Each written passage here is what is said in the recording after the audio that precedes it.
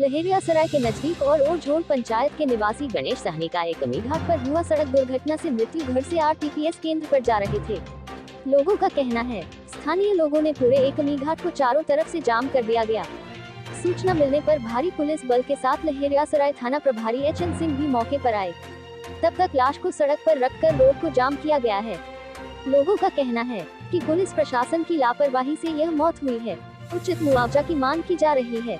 कैसे आधा घंटा पहले हुआ है। घर से निकला है ब्लॉक के लिए, एक घाट ब्लॉक है, उस ब्लॉक पे आ रहे थे कोई काम करने के। इसी बीच घटना हो गया ट्रक में। ये तो आ रहे थे ब्लॉक पे ही। ठीक है। पुलिस वाला जो है कि 20 रुपये के चक्कर में ट्रक पे हाथ दिया और ट्रक वाला भागने के चक्कर में तो उनका मुआवजा मिले। और पारिवारिक जो है उसका एक पोता विकलांग है, उसको सरकारी नौकरी। मिथिला स्टूडेंट यूनियन के द्वारा जारी घर घर से ईंट लाएंगे, दरभंगा एम्स बनाएंगे अभियान के तहत घनश्यामपुर प्रखंड के दाद गांव में ईंट संग्रहण किया गया। इसी क्रम में संगठन के संस्थापक राष्ट्रीय अध्यक्ष अनूप मैथिल एवं पूर्व महासचिव आदित्य मोहन समर्थन जुटाने हेतु पहुंचे। संगठन के राष्ट्रीय प्रवक्ता धीरज कुमार झा के नेतृत्व में दर्जनों युवाओं ने बढ़ चढ़ कर अभियान में भागीदारी लिया। अभियान के तहत गांव में घर घर जाकर लोगों से आगामी 8 सितंबर को आम जनता एवं संगठन के द्वारा आहूत दरभंगा एम्स शिलान्यास के लिए समर्थन के तौर पर ईंट मांगा गया। अभियान के प्रति लोगों में अभूतपूर्व उत्साह और समर्थन का माहौल देखा गया। सैकड़ों ग्रामीणों, विशेषकर अभिभावक वर्ग एवं महिलाओं ने आंदोलन हेतु एक ईंट देने के साथ साथ हर तरह से सहयोग समर्थन करने की बात कहा। ईंट संग्रहण के उपरांत अभियान ने बीच गांव में सभा का रूप लिया, जहां सैकड़ों की संख्या में उपस्थित लोगों को दरभंगा एम्स निर्माण में हो रही देरी, एम्स के फायदे समेत आंदोलन विभिन्न पहलुओं से अवगत करवा जागरूक किया गया। मौके पर सभा को संबोधित करते हुए संगठन के नेता धीरज कुमार झा ने कहा कि वर्ष 2015 में जब दरभंगा एम्स निर्माण की घोषणा हुई तो दरभंगा समेत करोड़ों मिथिलावासी में एम्स में इलाज की सपना साकार होने का एक उम्मीद जगा, लेकिन आज 6 साल बाद भी सरकार की धीमी और ढीली रवैया के कारण एम्स निर्माण के नाम पर एक ईंट तक नहीं जोड़ा गया, शिलान्यास तक नहीं हुआ। 2015 में दरभंगा एम्स के साथ साथ जिन अन्य एम्स की घोषणा हुई वहां इलाज तक शुरू है। एम्स गुवाहाटी और एम्स विजयपुर इसके उदाहरण हैं। यहाँ तक कि दरभंगा एम्स की घोषणा के 2 वर्ष पश्चात 2017 में जिस देवघर और राजकोट में एम्स निर्माण की घोषणा हुई वहाँ क्रमशः मात्र 2 वर्ष एवं 3 वर्ष में एम्स का निर्माण कर चिकित्सा सेवा बहाल किया जा चुका है। और इधर दरभंगा एम्स में 6 साल बीतने के बाद भी इलाज की बात कौन कहे, भवन निर्माण की स्थिति की बात कौन कहे, सरकार की बेरुखी और दोहरा रवैया के कारण आज तक शिलान्यास भी नहीं हुआ है। अभियान के संदर्भ में उन्होंने कहा कि हमारे इस अभियान का उद्देश्य है विभिन्न जिलों घर घर जाकर आमजन को एम्स निर्माण में हो रही देरी के प्रति जागरूक कर सरकार पर दबाव बनाकर अतिशीघ्र एम्स निर्माण की प्रक्रिया को शुरू करवाना है। दरभंगा एम्स के निर्माण होने से सिर्फ दरभंगा के लोगों को नहीं बल्कि अनेक जिलों के करोड़ों मिथिलावासी उसका लाभ मिलेगा। हम घर घर से ईंट इकट्ठा कर रहे हैं और उन सारे ईंटों को एकत्रित कर आगामी 8 सितंबर को हम लोग एम्स के लिए प्रस्तावित निर्माण स्थल पर अपने से शिलान्यास करेंगे। इतिहास में पहली बार क्षेत्र के आमजन किसी एम्स का शिलान्यास करेगी। साथ ही अभियान की प्रशंसा करते हुए ग्रामीण हीराकांत झा, चंद्रशेखर झा, इंद्रमोहन झा, धैर्यकांत झा, ठक्कुर झा, विजय बम्पर, संदीप शाह, दुर्गा प्रसाद झा, लाखपति झा, अमरेश झा ने भी समर्थन में अपने विचार रखे और हर तरीके से सहयोग में खड़ा होने की बात कही। भारत में जातिवार जनगणना की परंपरागत लानी होगी। भारत सरकार संसद में चालू सत्र में जातिवार जनगणना कराने का फैसला नहीं लेती है तो देश की सामाजिक नीति अगले 10 सालों के लिए अधर में लटक जाएगी और सामाजिक न्याय की परिधि में रह रहे हैं बहुजन समाज, खासकर पिछले वर्गों के हितों पर एक बार फिर कुठाराघात होगा। साथ ही बाकी जातियों और वर्गों की तुलना में पिछड़ी जातियों की स्थिति का पता लगाना असंभव होगा। ऐसी स्थिति में जातीय जनगणना कराना अत्यंत जरूरी है। जनगणना में हर घर और परिवार के प्रसिद्ध व्यक्ति किसी गिनती की ही नहीं होती बल्कि उनके बारे में तमाम सूचनाएं को मालूम किया जाता है। जातिवार जनगणना के माध्यम से आंकड़ों की जरूरत को आरक्षण के मामले की सुनवाई कर रही जजों ने भी रेखांकित किया है। सांसद की सामाजिक न्याय समिति इसकी स्थिति कर चुकी है। इसलिए हम लोग एकजुट होकर अपने संघर्ष को मुकाम तक पहुँचाएं ताकि भारत की वर्तमान सत्ता को जातिवार जनगणना कराने हेतु विवश होना पड़े। पिछड़ी जातियों की जनसंख्या की गिनती इसलिए आवश्यक है कि जब तक जनसंख्या की गिनती नहीं होगी उस हिसाब से सरकार सही योजना नहीं बना सकती है कि किस जाति के कल्याण के लिए, किसके उत्थान के लिए क्या उपाय किया जाए। तो हम लोग, ये पिछड़ी जाति भी एक समाज का अंग है। सबका जब तक सर्वांगीण विकास नहीं होगा तब तक राष्ट्र का समुचित विकास संभव नहीं है। तो इस वर्ग का भी क्या स्थिति है, अभी सामाजिक स्थिति क्या है, क्या जनसंख्या है और उसके उत्थान के लिए क्या किया जाए, तो जब तक सही सही गणना नहीं आएगी सही सही उपाय नहीं हो सकता। इसलिए जातिगत गणना बहुत ही आवश्यक है। अपना परिचय। प्रोफेसर विनोद साहू। इस देश के विकास में सबसे बड़ी जो विकास होना चाहिए वो सामाजिक विकास है, और समाज का विकास का ही देश का विकास है।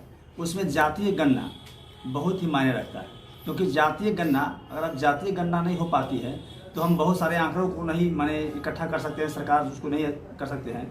लेकिन क्या कारण है जो अभी तक ये जो देश की बहुत बड़ी आबादी है उसकी गणना करने में सरकार इतना विलम्ब कर रही है? निश्चित रूप से सरकार को चाहिए कि जातीय गणना वैसे नहीं हो कि जाति का प्रत्येक जाति का कॉलम बाय इस फॉर्म में हो, किस जाति का कौन कौन जाति है उसका कॉलम बाय हो और कॉलम बाय उसकी गणना हो। क्योंकि इससे क्या होगा कि जितने भी जाति है उसमें एक ऊर्जा पैदा होगा, उसमें आत्मबल होगा कि हमारी जाति की जनसंख्या इतनी है, जिससे हम आप वोट देते हैं, हम अपने राजा चुनते हैं, उसके ऊपर हम अपना दबाव बना सकते हैं, हम अपने काम को करवा सकते हैं। और जब तक जाति का विकास नहीं होगा, यानी समुदाय का ये जो जो पिछड़ा वर्ग जो है समुदाय, जो देश के विकास में अहम भूमिका निभाता है, जब तक इसकी विकास नहीं होगी हम किसी भी देश की कल्पना नहीं कर सकते, भारत देश के विकास की कल्पना नहीं कर सकते। सुनील कुमार मंडल, जिला सचिव, भारतीय पिछड़ा शोषित संगठन।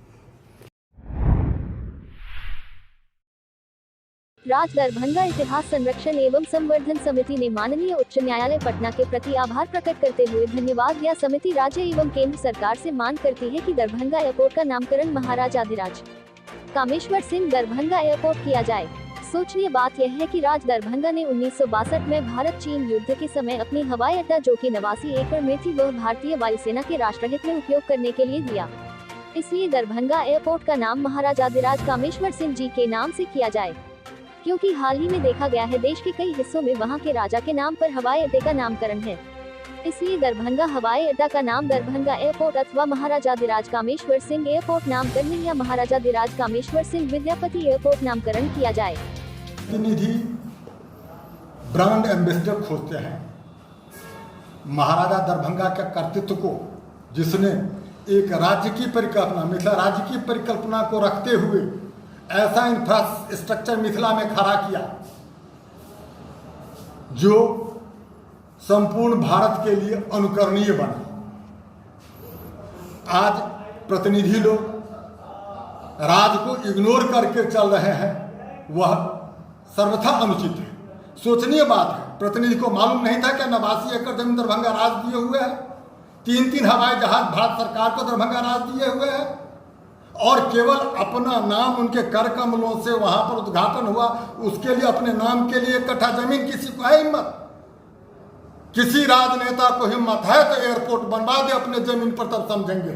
अन्यथा यह अनुचित काम राजनेता भी रोकें। माल महाराज का मिर्जा खेले होली, यह असंभव है, यह नहीं चलने वाला है।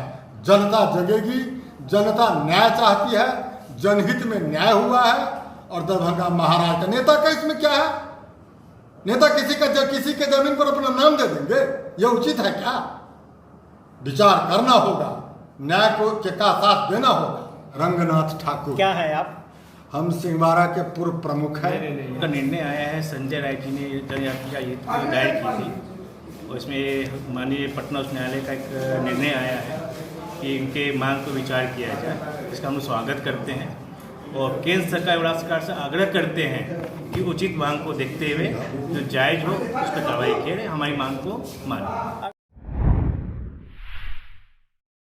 विकास की योजनाओं को लेकर विभाग के सचिव आमिर सुबहानी के द्वारा वीडियो कॉन्फ्रेंसिंग के माध्यम से पटना से वीडियो कॉन्फ्रेंसिंग का आयोजन किया गया शुक्रवार को, एवं इस वीडियो कॉन्फ्रेंसिंग में समाहरणालय अवस्थित नाइस वीडियो कॉन्फ्रेंस रूम से अधीक्षण अभियंता, कार्यपालक अभियंता, जिला योजना पदाधिकारी, सहायक योजना पदाधिकारी, सहायक अभियंता सहित अन्य कई पदाधिकारियों ने भाग लिया।